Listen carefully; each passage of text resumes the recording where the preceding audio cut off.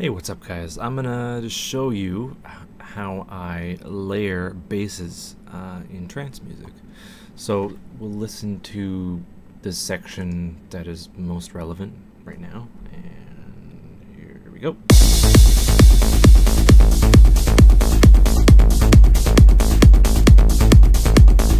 Right, not too complicated sounding, but what this is two basses.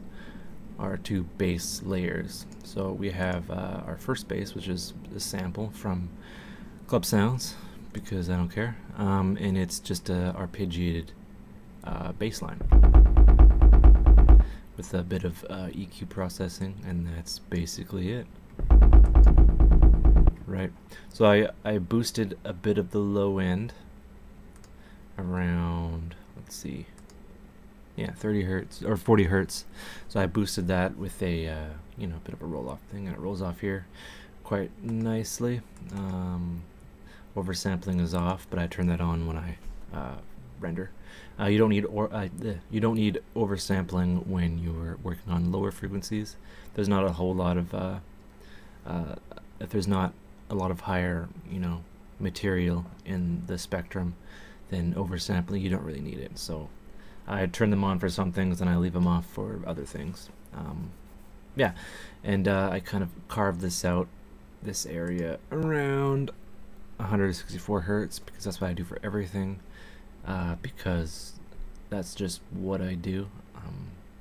A lot of my earlier, way back, the tracks I did, they had quite a bit of frequency content around here, so I just shave it off on basically everything that occupies that area: kick, bass, and whatnot. So this is the first kind of layer, right? Kind of swings, you know. It's all fun. It's all good to go with simple sidechain to the kick, and I have my upper layer, which kind of has a nice roll off. So I'll let you listen to it. This is also a sample. And what my kind of theory is, if you're gonna layer, of course, kind of EQ them appropriately, but also put them in the right kind of stereo image. So what that means is, if you're gonna have the main part should be mono, right, directly in the middle, or as close to the middle as you can, which would be this, with still a bit of outward, you know, sound, outward component, which is okay, but then have different layers take up more of the space. You'll notice that, if you can see that, yes, you can see that I pan my percussion, and that's all good as well, and that's what you should be doing, which is nice. So yeah, we'll listen to this. And I spread the stereo image using ping pong and reverb, and here it is with the processing off. Sounds kind of boring.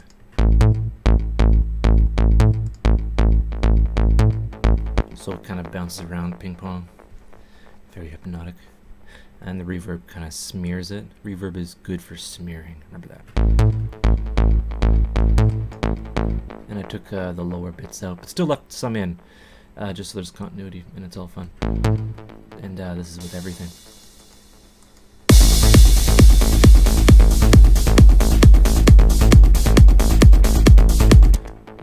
And yeah, with the kick, I always take out that little part. You can do basically whatever you want, and this is what I do. I cut out that area. Right, with this kick there's a lot of high component stuff, but I'm getting into stuff that doesn't really matter. It's the bass and the layers.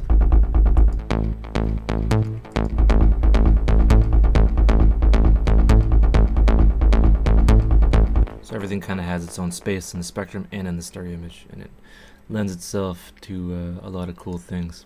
And there's also a third layer to the bass, which is the kick, because the kick is very siny, right?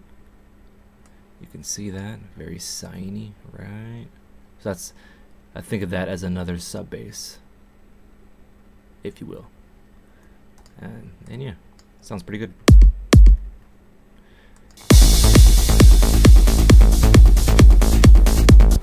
Alright, that's it, and take care.